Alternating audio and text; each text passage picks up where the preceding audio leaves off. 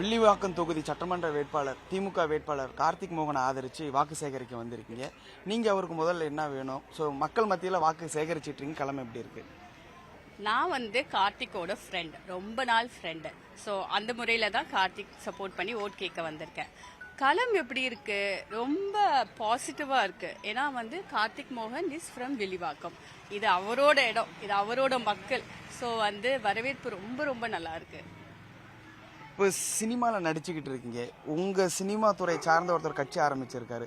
பெரும்பான்மையான சினிமா நடிகர்கள் என்ன பண்ணுவாங்கன்னா, நம்ம துறையிலேருந்து போயிருக்காங்க, அவங்களுக்கு வாக்கு சேகரிக்கணும்னு நினைப்பாங்க போது நீங்கள் ஏன் கார்த்திக் மோகனை தேர்வு செஞ்சு வாக்கு சேகரிக்கணும்னு ஒரு தேவை இருக்குல்ல, அதை எப்படி பார்க்குறீங்க? ஃபர்ஸ்ட் ஆஃப் ஆல் நான் சினிமா நடிக்கிறத விட்டுட்டேன், நிறுத்திட்டேன். அப்படி இல்லைனாலும் எனக்கும் சினிமாவுக்கான கனெக்ஷன் இருக்கு. சினிமாவிலேருந்து வந்தவர் கட்சியை விட ஏன் இவருக்கு நான் சப்போர்ட் பண்ணேன்னு நான் சொன்ன மாதிரி ஒரு ஃப்ரெண்ட்ஷிப் தான், ரொம்ப நாள் ஃப்ரெண்ட்ஷிப். அண்ட் ஆல்சோ கார்த்திக் மோகனை பற்றி தெரியும்.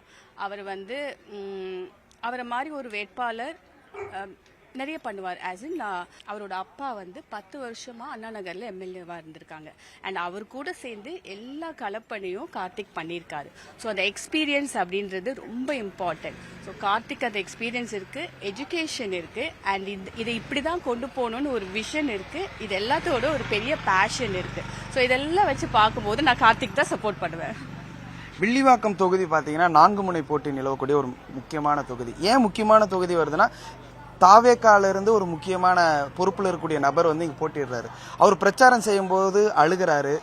அந்த கண்ணீர் எல்லாம் இந்த மக்கள் ஏத்துப்பாங்களா, இல்ல எப்படி இருக்கும்? அது கண்ணீர் எல்லாருக்கும் ஈஸியா வந்துடும். பட் அதை பாக்குறவங்களுக்கு தெரியும் அதோட டெப்த் என்னன்னு சொல்லிட்டு.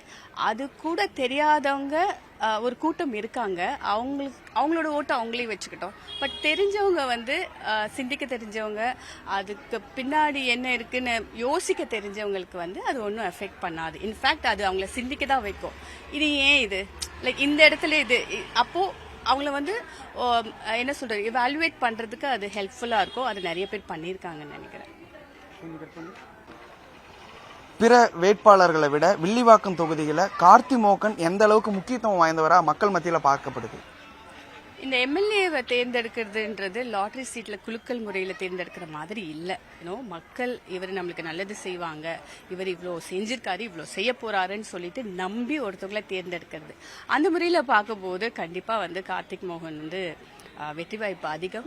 அண்ட் ஆல்சோ இப்போ ஒரு கவர்ச்சிகரமான கேம்பெயின்லாம் பண்ணிட்டு அந்த எலெக்ஷன் முடிஞ்சோடனே எங்கேயோ ஜெயிச்சிட்டாங்கன்னா காணா போயிட்டு இங்க இருக்கிறவங்க ரீச் கூட பண்ண முடியாம சில பேர் இருக்கலாம். பட் கார்த்திக் மோகன் வீடு ஒரு 2 தெரு தள்ளி தான் இருக்கு. போய் கதவை தட்டினா என்ன அப்படின்னு சொல்லிட்டு பிரச்சனையை கேட்க போறாரு. அந்த ரீச்சபிளா இருக்க ஒரு எம்எல்ஏ மக்கள் தேர்ந்தெடுப்பாங்க நான் நினைக்கிறேன். இப்போ அதோடு சேர்த்து இந்த பகுதிகளில் மக்கள் ஏதாவது முக்கியமான கோரிக்கைகளை வச்சு நீங்கள் வின் பண்ணிட்டு வந்தீங்கன்னா இதை கொஞ்சம் செஞ்சு தர சொல்லுங்க அப்படின்னு சொல்லி வேட்பாளர்கிட்ட சொல்லியிருக்காங்களா? ஒரு பொண்ணு சொன்னதை சொல்றேன். காலேஜ் போயிட்டு இருக்கு, ஃபர்ஸ்ட் டைம் ஓட்டிங் தான் அவங்களுக்கு. அவங்க அண்ணா நகர்ல அண்ணா நிறைய பண்ணிருக்காரு. எங்களுக்கு வீக்கெண்ட் ஆனாலே அங்க பார்க்குக்கு போயிடுவோம், இங்க போயிடுவோம். அங்க பார்க்கும்போதே அவ்வளோ நல்லா இருக்கு. அந்த இடமே ஒரு சூப்பர் வைப் தருது. அதே மாதிரி இங்க மாத்த சொல்லுங்க சொல்லியிருக்காங்க. அவங்களுக்கான தேவை அதுவா இருந்தது. பட் நல்லா இருந்தது அவங்களோட அது எக்ஸைட்மெண்ட்.